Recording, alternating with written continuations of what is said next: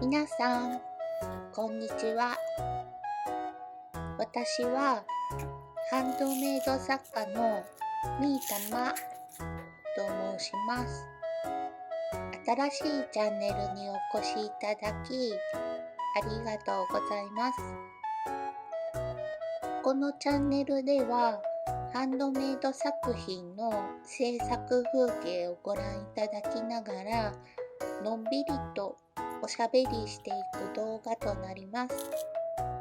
ゆるーくざっくりした作り方について説明していますが、しっかりめのハウトゥー動画ではありません。ちょっとした雑談なども交えながら進めてまいります。どちらかというとお話がメインの動画になるかなと思いますが、ハンドメイドに関する情報などもシェアしていきたいと思っておりますので、のんびりリラックスしてお楽しみください。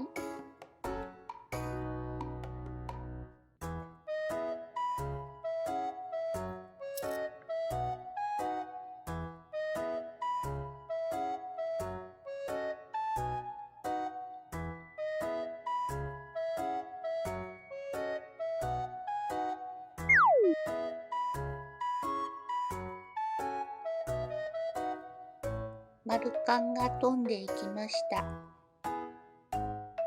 後ほど回収いたします。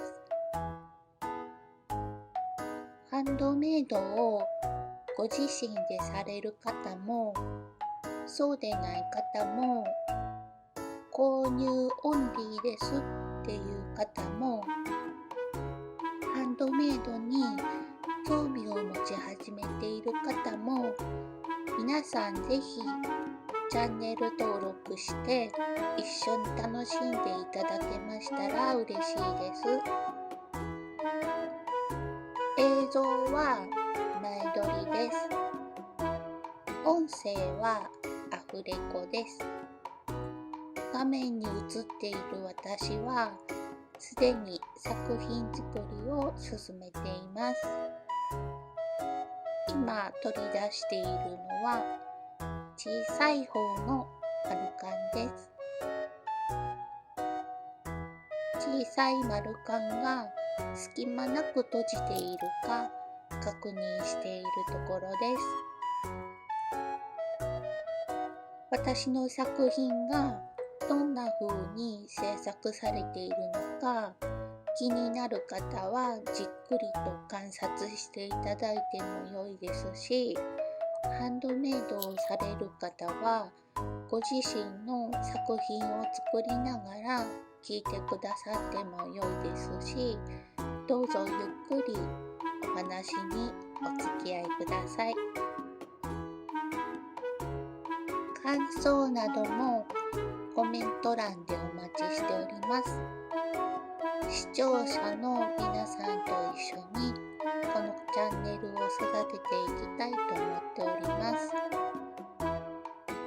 今日の動画はチェーンメールのアクセサリーを作っている様子です。ピアスまたはイヤリングになります。チェーンメールってご存知ですか？迷惑メールのことではないです。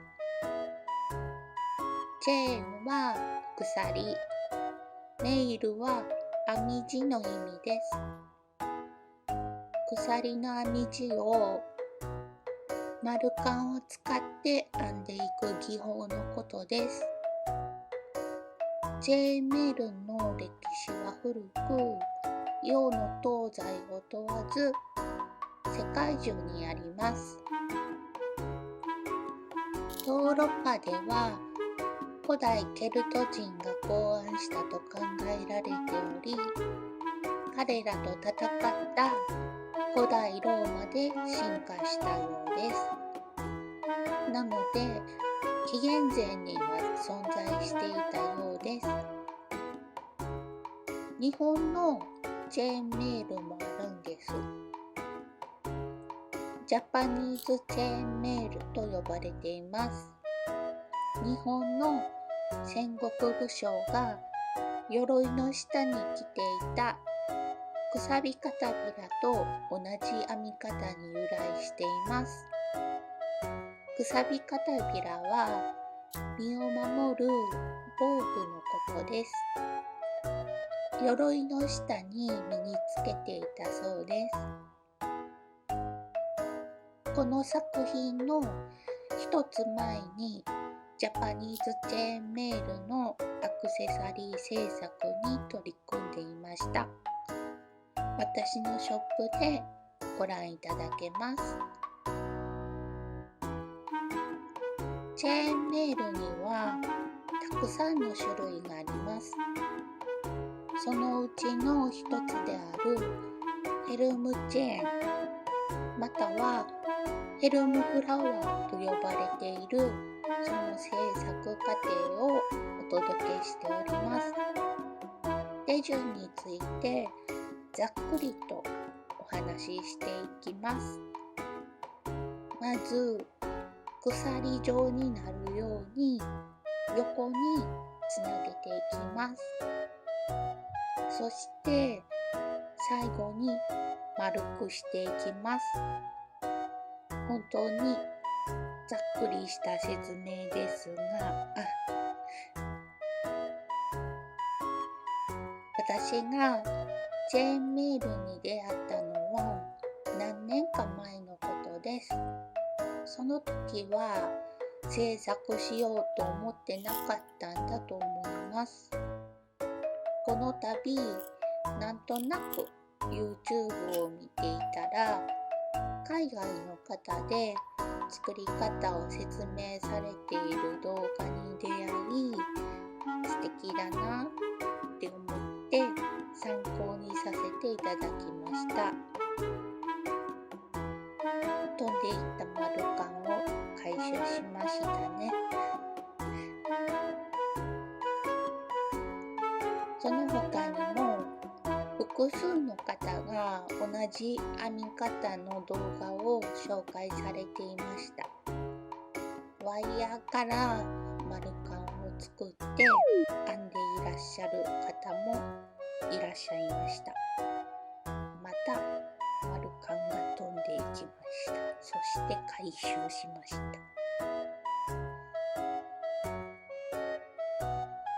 海外ではよく知られているのかな？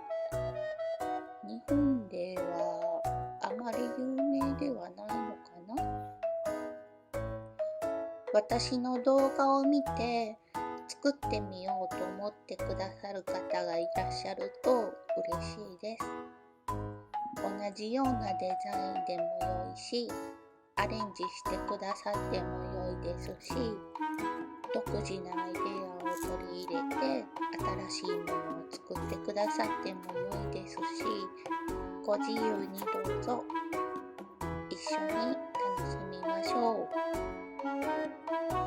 このヘルムチェーンのヘルムとは船の舵の打輪の意味です。打輪っていうのは船のハンドルです。大航海時代の船長や操舵手が操作しているあのハンドルです。舵というとややこしいことに日本語では2つの意味があるんです。進む方向を決める水中にある板のことも舵というし、操舵手が操作するハンドルのことも舵というのです。ややこしいです。英語だと水中の板のことをラダーと言います。船のハンドルのことをステアリングと言います。この作品の制作手順をお話ししましょう。小さい方の丸カンを隙間なく閉じているか確認した後、大きい方の丸カンが登場しています。大きい方の丸カンが二重になっている部分と一重の部分、二重の部分、一重の部分というふうに横につないでいきます。小さい丸カンを包むような形で通していきます。チェーンメール部分だけだと金属のみとなるので少し硬いハードな印象になります。なので後ほど雫型のビーズを使ってエレガントな雰囲気に仕上げます。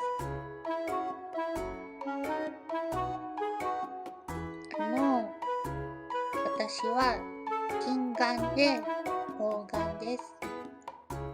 金眼なので遠くだと見えないですし、老眼なので近くにある細かいものが見えないです。アクセサリーを作っているときは裸眼です。スマホを見るときも裸眼です。近い細かいものを見るときは裸眼が一番よく見えます。私の大体の年齢がバレちゃうな。年齢を重ねるといろいろ不便になってきますね。外出するときは遠近両用のメガネをかけています。遠近両用で見えないのがパソコンの画面です。パソコン専用のメガネを別に持っています。何が言いたいかというと、アクセサリー作りは細かい作業なので、よく見ようとして時折頭がカメラに近くなっています。カメラに頭が映っていると手元が見えないので、その部分は編集でカットしています。その点はご了承願います。制作の一部始終を見ていただきたいと思っておりますので、なるべくカットしないようにいたします。メガネを工夫してみても解決しないのです。今のところ近い細かいところは裸眼が一番見えているけれど、離れると見えないのでまどろっこしいです。どうすれば頭が映らないようになるか、カメラ設置の位置を再度考えてみます。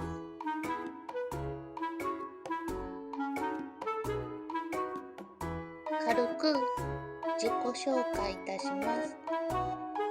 私はハンドメイドのアクセサリーや小物などを制作しています。制作した作品をハンドメイドサイトで販売しております。ハンドメイドにもたくさんのジャンルがありますが、私はアクセサリー以外にかぎ針編み、棒針編み、ミシンなどで作品を制作しております。ハンドメイド作品の販売サイトについてお話しいたします。ミンネ店ではアクセサリーの作品を、クリーマ店ではニッティングの作品を、メルカリ店では一点物の特別な作品を販売しています。SNS はインスタグラムとブログをしております。私の YouTube チャンネルの説明欄からサイトへ行けるようになっています。プルで可愛いものや和風の作品が多いです。よかったら一度覗いてみてください。私はご覧の通り、指缶と平やっとこで丸缶を開いたり閉じたりしていますが、チェーンメールの作品を作られる場合は、この指缶で作られると時間短縮になるかと思います。両手にやっとこを持って置いて、また持ってまた置いてとなると忙しいです。指缶は慣れると楽です。指にはめたまま作業が進められます。おすすめです。このトレイ、グレー色のビーツトレイは100円ショップのセリアに売っているものです。ビーズマットをこのトレイの大きさに合わせてカットして使っています。ビーズマットは、これは楽天で購入しました。ビーズマットと出会うまではフェルトを敷いて使っていましたが、もうフェルトには戻れません。ビーズマットの効果はとても素晴らしいです。ビーズやパーツが飛んでいってしまうのをクッション性のあるマットが軽減してくれます。ただし、ビーズマットも消耗品です。長く使っているとだんだんクッション性が衰え、フェルト化します。そうなると買い時かな